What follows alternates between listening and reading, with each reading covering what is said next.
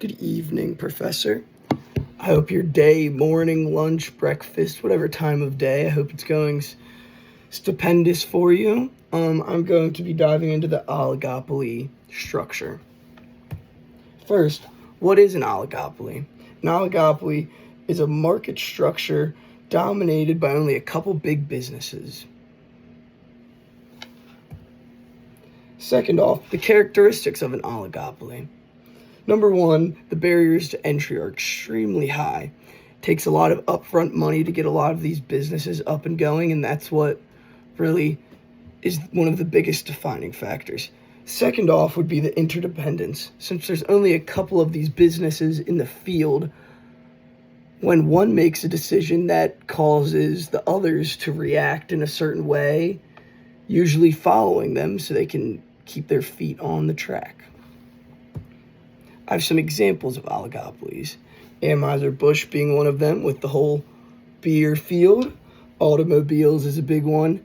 Airlines as well. And gaming consoles as well fall into that category. Collusion. This is a problem that can happen in oligopolies and be common. Collusion is when companies cooperate to set fixed prices or controlled output, ultimately looking to increase profits. This is an extremely illegal action, similar to a point shaving that would happen into sports betting. This is very frowned upon, and it is not good. Nevertheless, oligopolies are being one of the most common markets to find this in due to the small amount of firms that control the market. Non-price competition. Now, this is how a lot of oligopolies can really stand out and make themselves differentiate over their opponents. This being through marketing, through branding, through customer service, anything that doesn't affect the product's exact cost.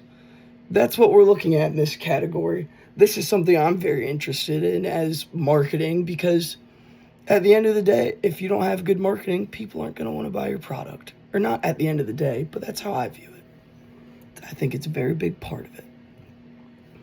Game theory. Now, this is another very big part of it that adds to it. It's like the psychological aspect, where the process of strategic decision-making used to try and anticipate your competitor's next move. Then you play your cards based off those predictions. It's a big philosophy in just being able to understand and try and predict what your, not opponent, but your rivals are trying to do and make your moves according to that is very important, and you have to be able to do that, especially in an oligopoly market. Now, Professor Cleveland, this one is for you. I don't know if you like basketball or whatnot, but I tried to use a LeBron James reference at the end when he won his championship. Anywho, I had a blast, and I hope you enjoyed this presentation. I hope I gave you a chuckle throughout this. Enjoy your day, Professor Cleveland.